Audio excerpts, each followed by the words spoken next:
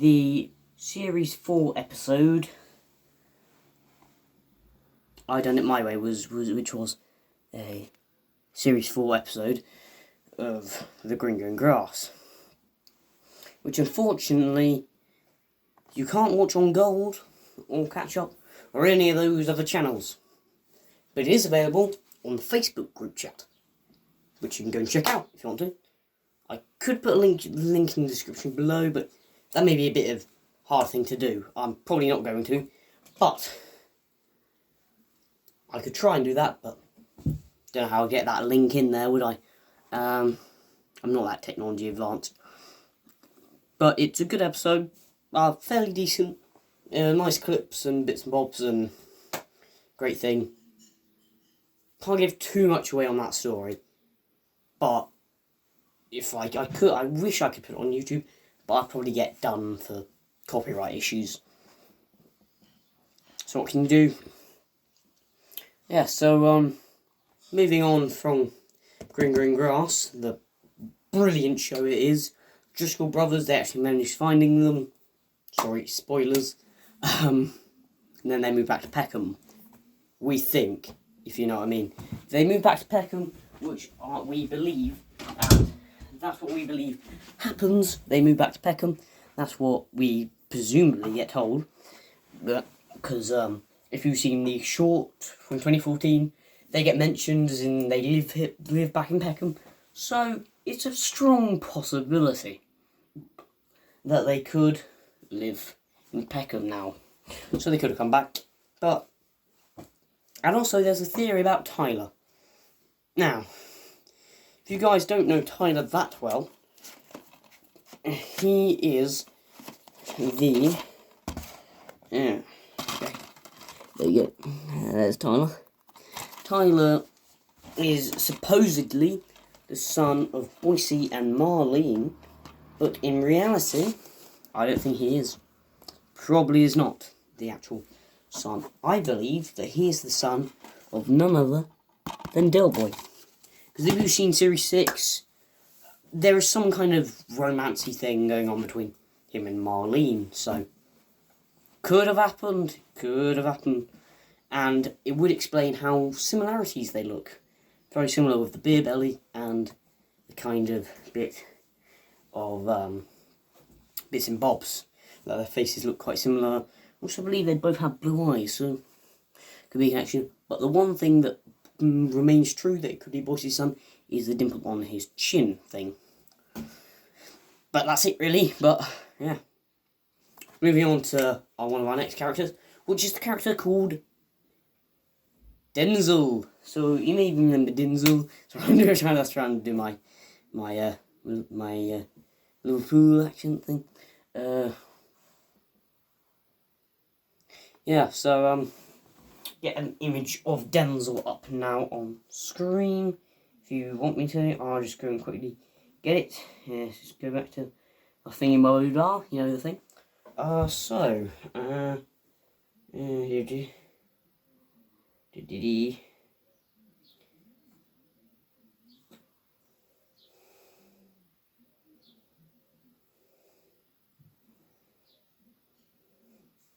So, waiting to load. We get it on screen now. Should be able to see a okay version of Denzel. So this is Denzel as he appeared in Who's a Pretty Boy, which was his first episode appearance. Last appeared in Green Grass. So he appeared in Green Grass. I may be able to get a picture of him in Green Grass in their house, which is about here. You may be able to see there. Yeah, that's from the Green Grass. Yeah, I thought he was a brilliant guy. Did such a great job captivating the role, and I also like the actor is really good. He was also in throughout all the series. Good, he appeared in both of the main shows, not in Rock and Chips, but his character does appear, if you know what I mean. His character is there, so it's kind of always there, if you know what I mean. Kind of is there throughout the whole thing, which is good. Moving on. This video may be an hour long, but who cares? And this is for Die Hard, only for the fans. The last one was half an hour. This one's extreme because I'm more of an extreme fan of this than Last of the Summer Wine. But I've seen most of the episodes of Last Summer Wine. But this show means a lot to me. Means very much a lot to me. A lot. It's kind of like how I feel for Doctor Who. But there isn't action figures or series or anything like that. But hopefully one day I will do one. You remember me reviewing this. Yeah, so Denzel is a great character. He drives a lorry. His wife, Corinne, unfortunately, the actor who played Corinne was originally supposed to appear more often, but it's very unfortunate that she died, which was very sad, and another result of a death occurred, which is actually really sad again. Yeah, I've just kind of done the couples together because it kind of works. Really, I should have done that for Raquel and Cassandra. I didn't think this thing through. I didn't know how long it was going to be, but obviously you've got to be die-hard to watch this. And I'll be talking about my favourite episode later in the video, even though this is quite later at the moment. So, thumbs up. And lorry driver, and also very well utilised in the actual series, because Del needs help with like moving bits and bobs they find in the market into Denzel's van, also nicking Denzel's money and all that stuff you find. This may sound really unusual later, but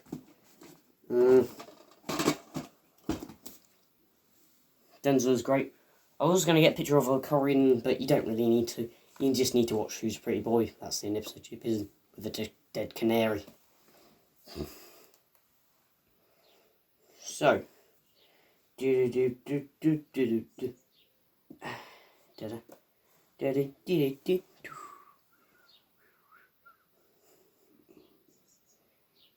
alright, so next we'll be taking a look at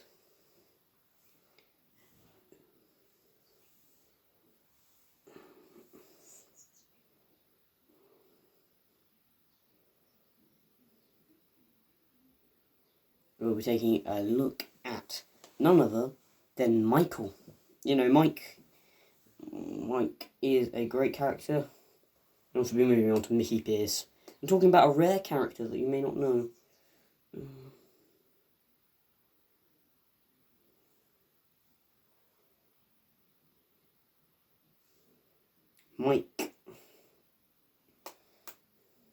Mike Fisher.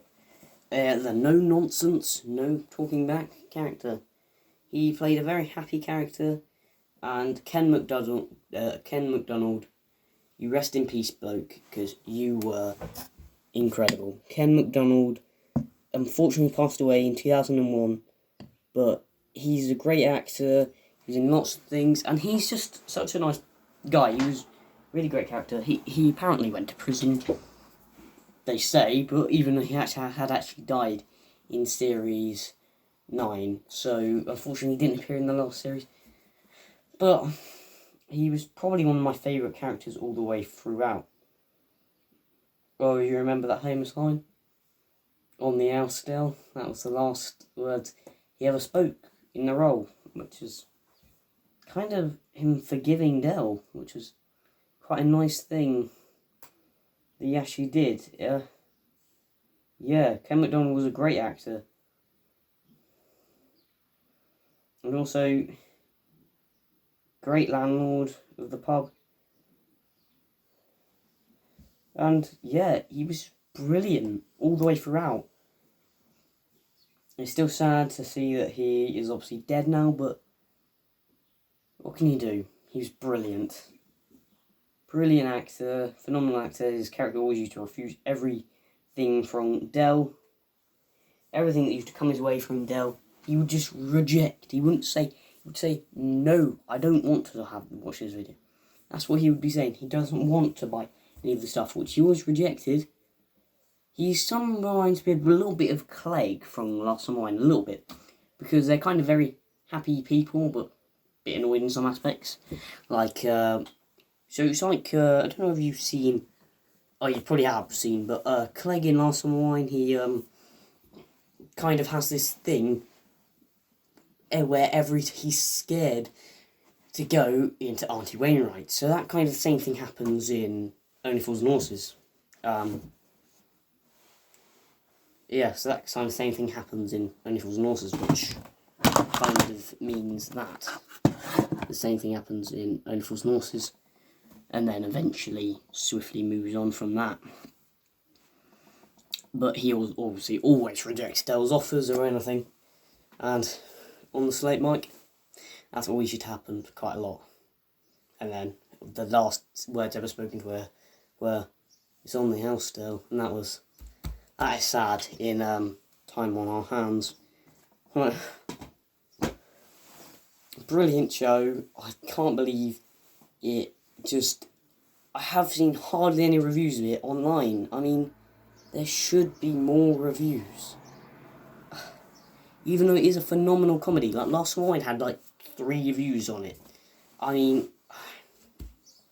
need to get them. Last of Mine's great.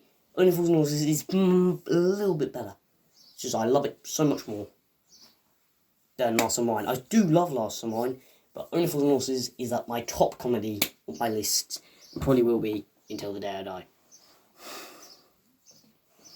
But then the thing that kind of follows from that, obviously talking about Mike, because I talked a bit about Trigger, not the character. After Mike, there is Sid, but we don't really need to go into him that much. He's not that interesting, if you know what I mean. Not like one of the most memorable characters, but one of the characters that's just kind of, I know. But now we're talking about the main villain of the series. None other than Roy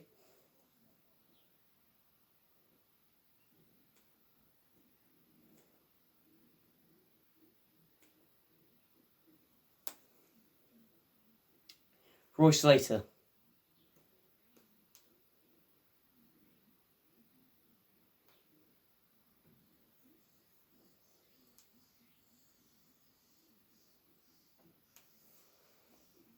We're talking about Roy Slater. Now, Roy Slater is a character who this time I'll have to get out the book for, because my iPad has just died. Probably because how long this video is. I'll have to go through the encyclopedia bit. Okay, Roy.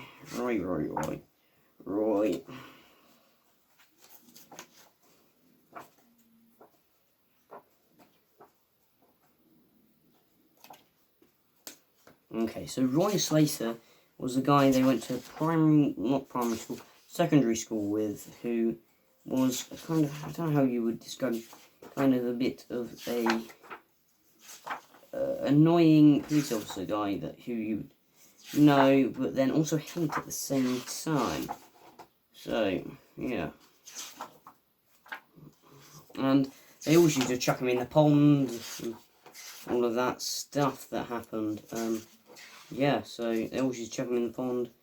Always used to be a main target for the boys, obviously, to bully and attack and abuse, really. But he was kind of a very good character, very well written and described, and very well done, if you know what I mean. Very well done. You need to pick up this book, by the way. I really recommend it. You can get it in W.H. Smith's, I believe, and also maybe a Waterstones. Be able to pop into one of those. Waterstones.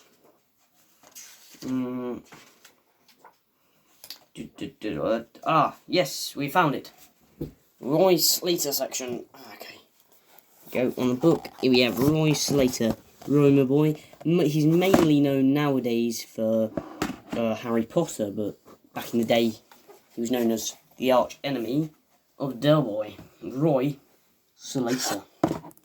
Now, Roy Slater was what we would describe as the modern idiot. Everyone would hate him.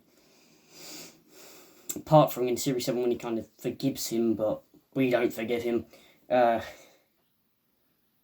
Roy Slater was a character you love to hate, if you know what I mean.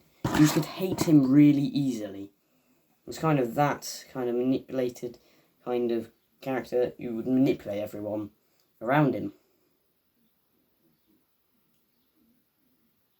I've summarised most of the characters here now, so why don't I bring on to the Trotter wives and children. So I came up with well, not the thing I came up with. We'll talk about that later. So you may know, what's he called? Forgotten his name. Thingy.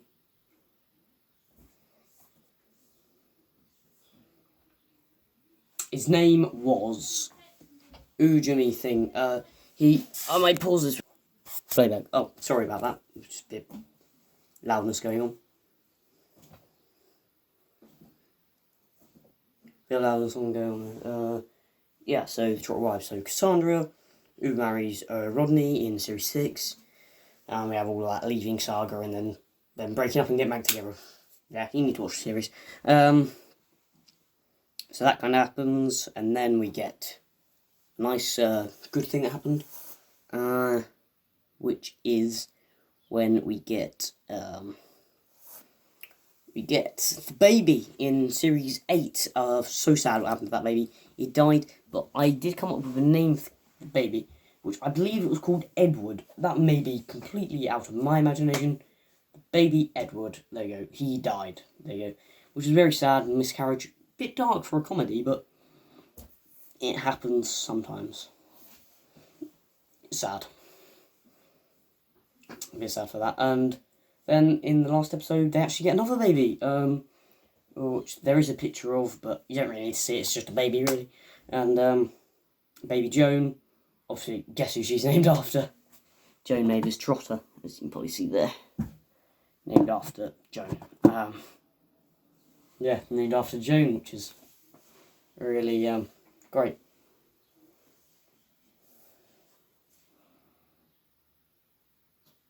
Yeah, so named after Joan, which is really good, and the baby was obviously called Joan after obviously Joan Trotter. Their dad was a bit of an idiot. I mean, Delroy and Rodney's dad. I mean, he was just downhill. The main thing about the show that kind of kept it, its goodness and better quality, I'd say it was just brilliant, down to a T. Sad thing is, that baby is probably now like 18 years old, because it was like 2003, probably 2002 when they filmed it, so it's about the same age as my brother, so yeah, baby Joan is not really a baby anymore. Obviously, moving on to Raquel. So Raquel Turner, you probably see loads of pictures of her on the internet. I think I may have a picture somewhere. Oh yeah, I do. Full family. There you go. I've got the picture. There you go. Them two, Sandra and Raquel.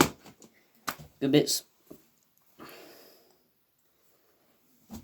So they're quite good, and they work well together. They kind of hate each other, but then like each other similar. Quite good.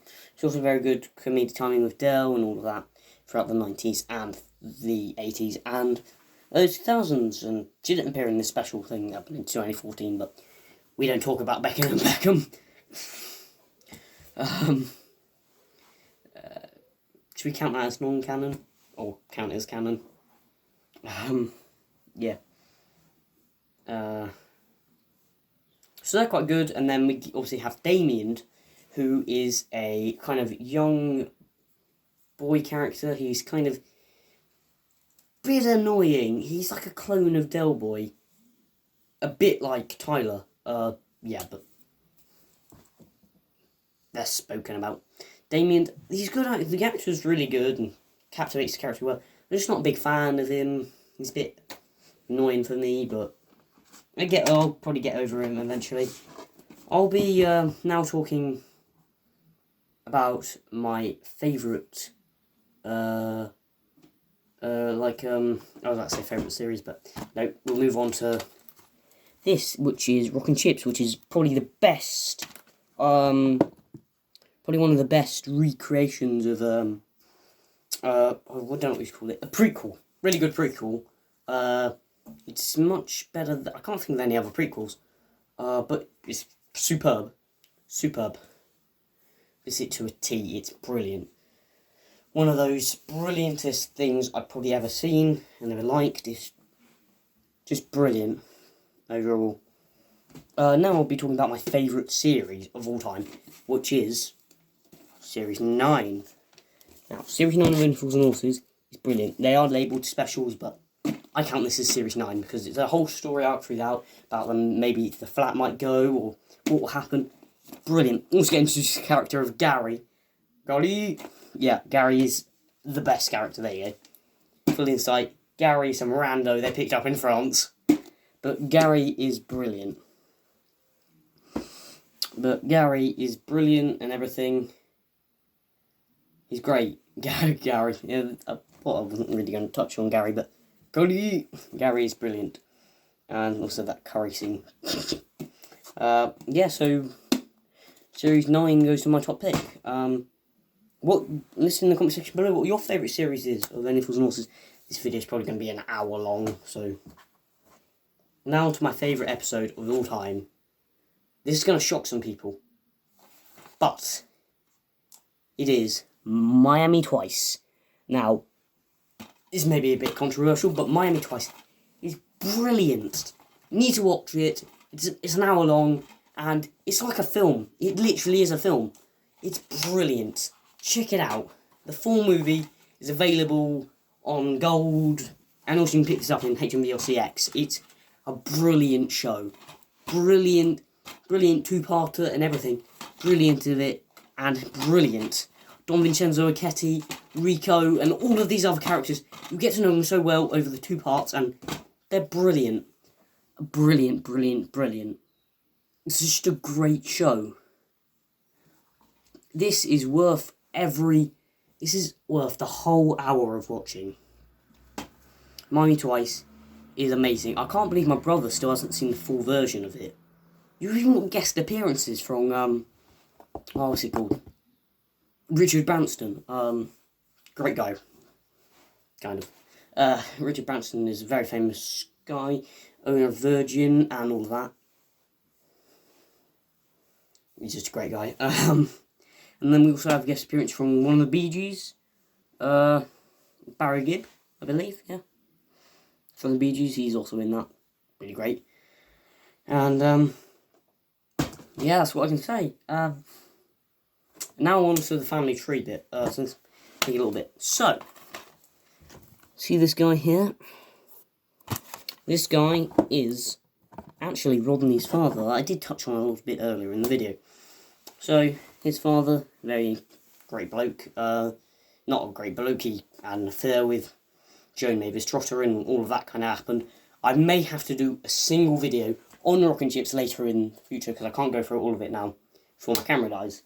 But, need to watch that, go and pick up HMV because these 2 ones aren't available that much on Gold or UK TV Play or any of this. But Only Fools and Horses is. The complete box is available on, I think, Netflix.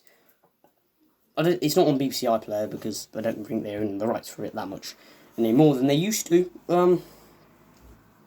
But yeah. So guys, I hope you all enjoyed my video and hope you've enjoyed me rant on about stuff and things that I absolutely love.